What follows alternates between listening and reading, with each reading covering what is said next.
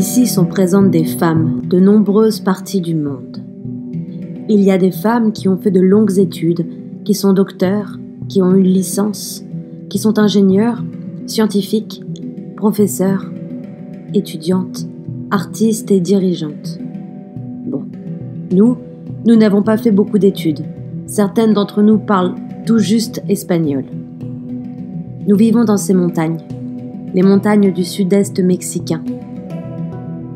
Nous sommes nés ici, nous avons grandi ici. Nous luttons ici.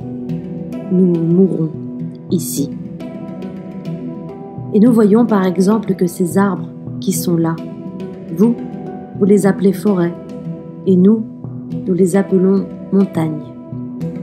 Bon, mais nous savons que dans cette forêt, dans cette montagne, il y a plein d'arbres différents. Et nous savons qu'il y a par exemple des ocotes ou des pins, il y a des coabas, des cèdres, il y a des payaltes et de nombreux types d'arbres. Mais nous savons aussi que chaque pin ou ocote n'est pas pareil, mais plutôt que chacun d'entre eux est différent. Nous le savons, oui, mais en voyant tout ça, on dit que c'est une forêt ou une montagne. Bon, ici nous sommes comme une forêt ou comme une montagne. Nous sommes toutes femmes. Mais nous savons qu'il y en a de différentes couleurs, tailles, langues, cultures, professions, pensées et formes de lutte. Mais nous disons que nous sommes des femmes, et en plus que nous sommes des femmes qui luttent. Donc, nous sommes différentes, mais nous sommes pareilles. Et bien qu'il y ait des femmes qui luttent et qui ne sont pas là, eh bien, nous pensons à elles, même si nous ne les voyons pas. Et nous savons aussi qu'il y a des femmes qui ne luttent pas, qui se contentent de ce qu'il y a, en d'autres termes, qui s'évanouissent. Et donc, dans le monde entier, nous pouvons dire qu'il y a des femmes, une forêt de femmes, que ce qui les rend semblables, c'est qu'elles sont femmes. Mais donc, nous, en tant que femmes zapatistes, nous voyons quelque chose de plus qui est en train de se passer. Car ce qui nous rend égales, c'est aussi la violence et la mort qu'il nous impose. Donc, nous voyons le côté moderne de ce sale système capitaliste. Nous voyons qu'il a transformé toutes les femmes du monde en une forêt à cause de sa violence et de sa mort, qui ont le visage, le corps et la tête idiote du patriarcat.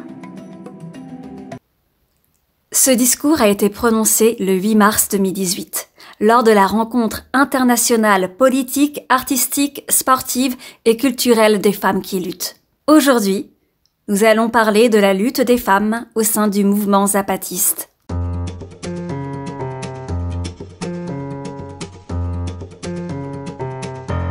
Le zapatisme est un mouvement social mexicain impulsé par l'armée zapatiste de libération nationale pour réclamer l'autonomie et le droit à l'autodétermination du peuple indigène, en mettant en avant l'esprit communautaire, la gestion collective, la revendication des identités, la défense de la nature, la libération des femmes et la solidarité internationale. Ce mouvement a été rendu public lors de l'accord du libre-échange entre les États-Unis, le Canada, le Mexique, le 1er janvier 1994. Ce jour-là, les troupes zapatistes prennent par les armes 4 villes de l'État du Chiapas qu'ils souhaitent déclarer autonomes, dont San Cristóbal de las Casas.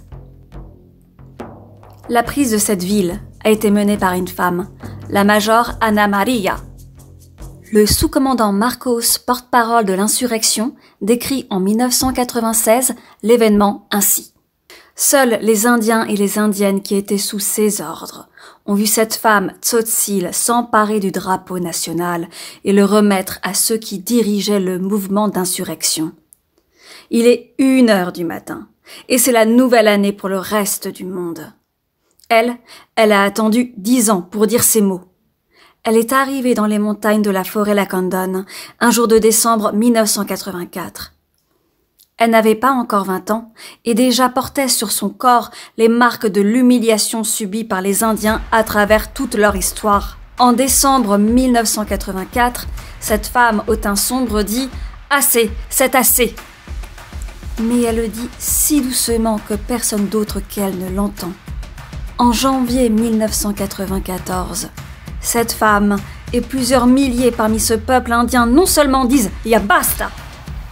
mais le crient si fort que le monde entier les entend. Avant que le zapatisme connaisse une exposition médiatique, les femmes indigènes ont écrit un texte, la loi révolutionnaire des femmes, qui a été publié dans le journal Le Despertador Mexicano en 1993. Cette loi contient 10 points, dont le droit de participer à la lutte révolutionnaire, le droit de travailler et de percevoir un salaire juste, le droit de décider du nombre d'enfants qu'elle souhaite, le droit à l'éducation, la santé, l'alimentation, le droit à la sécurité, aucune femme ne pourra être maltraitée, battue, le droit de pouvoir choisir son conjoint. Le mouvement zapatiste a représenté pour les femmes indigènes une manière de s'émanciper d'une situation difficile. Beaucoup de femmes ont rejoint le mouvement car elles n'avaient que peu de droits à l'échelle de leur communauté. Au sein de ce mouvement, elles apprennent le castillan pour pouvoir communiquer entre les différentes communautés. Elles apprennent également à lire, reçoivent des cours sur l'histoire et la politique. Elles sont considérées au même niveau que les hommes et reçoivent les mêmes responsabilités. En 2007, les femmes zapatistes décident d'organiser une rencontre avec les femmes du monde. Pendant plusieurs jours, elles leur ont expliqué comment elles vivaient avant, ce qui a changé, comment elles se sont organisées pour obtenir leurs droits et comment elles luttent avec les enfants zapatistes. Cette rencontre se déroule chaque année avec des slogans de ralliement comme « Mujeres que luchan », des femmes qui combattent. La rencontre de 2018 s'est déroulée du 8 au 11 mars. Une importante variété de conférences, spectacles, expositions et activités sont programmées. On y propose des témoignages, des initiatives personnelles et collectives. L'événement a rassemblé un nombre significatif et inattendu de femmes. Beaucoup plus que les estimations.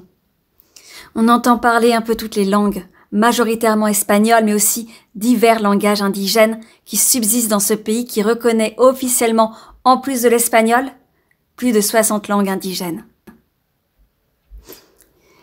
Et personnellement, c'est l'un de mes nouveaux objectifs de vie. Le premier étant de résoudre ma peur de l'avion, le second étant d'aller à l'une de ces rencontres en prenant l'avion.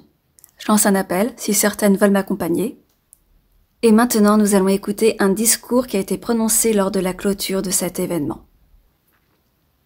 Ce 8 mars, à la fin de notre participation, chacune d'entre nous a allumé une petite lumière. Nous l'avons allumée avec une bougie pour qu'elle dure longtemps. Car avec une allumette, ça s'éteint rapidement. Et avec un briquet, on ne sait jamais. Il peut se casser. Cette petite lumière est pour toi. Emporte-la, sœur et compagnera. Quand tu te sentiras seule, quand tu auras peur, quand tu sentiras que la lutte, c'est-à-dire la vie, est très dure, allume-la de nouveau dans ton cœur, dans ton passé, dans tes tripes, et ne la laisse pas là.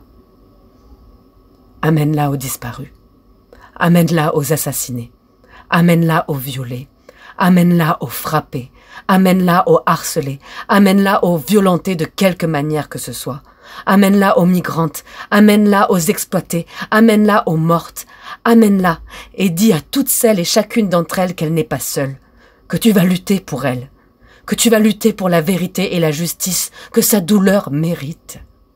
Que tu vas lutter pour que la douleur qu'elle porte ne se répète pas chez une autre femme, dans n'importe quel monde.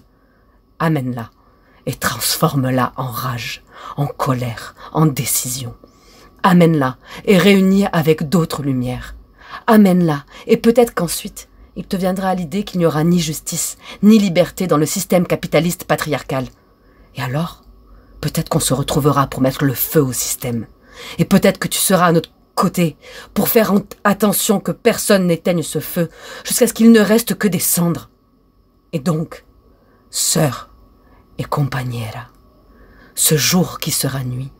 Peut-être pourra-t-on dire avec toi, bon, eh bien maintenant, ouais, on va commencer à construire le monde que l'on mérite et dont on a besoin.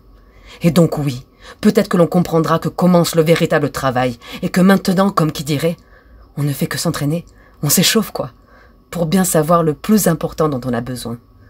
Et ce dont on a besoin, c'est que jamais, aucune femme, quel que soit son monde, quelle que soit sa couleur, quelle que soit sa taille, quelle que soit sa langue, quelle que soit sa culture, n'ait peur. Car ici on sait bien que quand on dit « ya basta », c'est que le chemin commence à peine et qu'il manque toujours ce qu'il manque.